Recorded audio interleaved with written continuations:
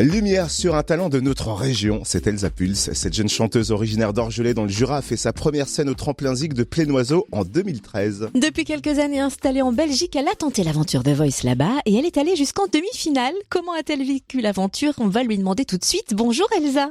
Bonjour. Tu es arrivée jusqu'en demi-finale. Truc de dingue cette aventure. J'imagine qu'il y a eu plein de moments forts. Quels sont les meilleurs souvenirs que tu gardes de tout ça? Qu'est-ce qui a été le plus intense? Ah oui, alors c'était vraiment un truc de fou pour moi et les moments peut-être les plus intenses, je pense que c'était à chaque fois qu'on donnait les résultats et que j'étais sélectionnée par le public. Enfin à chaque fois j'étais vraiment choquée, ça se voyait sur les vidéos, mais ce que je m'y attendais pas du tout et à chaque fois quoi, enfin sauf bien évidemment mardi dernier, mais ça c'était vraiment les moments les plus intenses. Et alors comment ça se passe les préparations, les répétitions pour chaque prime ?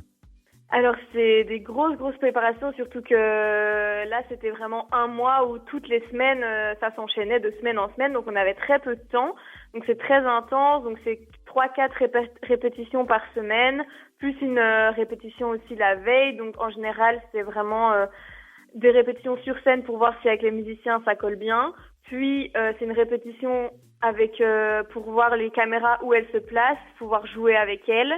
Et tous les retours des coachs, bien évidemment. Et le jour J aussi, on fait une générale l'après-midi pour voir si tout s'enchaîne bien.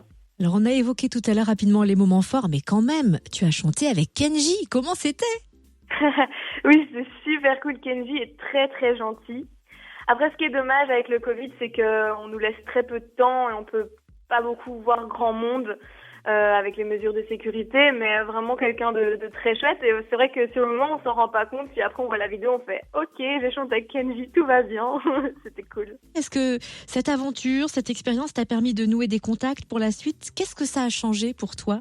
On a les contacts de toute la production. On a aussi les candidats, etc., avec qui on s'entend super bien. Et puis, rien que moi, BJ et son manager Michel, je m'entends vraiment très bien avec eux et je sais que pour ça, il y a pas de souci. J'aurai toujours des contacts avec ces gens-là. Et quel conseil tu donnerais à une personne qui aurait envie de tenter l'aventure The Voice ? Alors, qu'il y aille, qu'il donne tout, qu'il profite de l'instant. C'est vraiment de la musique, du partage. Donc, qu'il y aille pour donner, tout simplement. Et voilà, c'est vraiment donner, partager ce qu'il a envie de faire, ce qu'il a envie de chanter. Et en général, ça se ressent. Merci surtout à toi Elsa de nous avoir donné à The Voice Belgique. Si vous voulez revivre son aventure, rendez-vous sur son Facebook, c'est Elsa Pulse.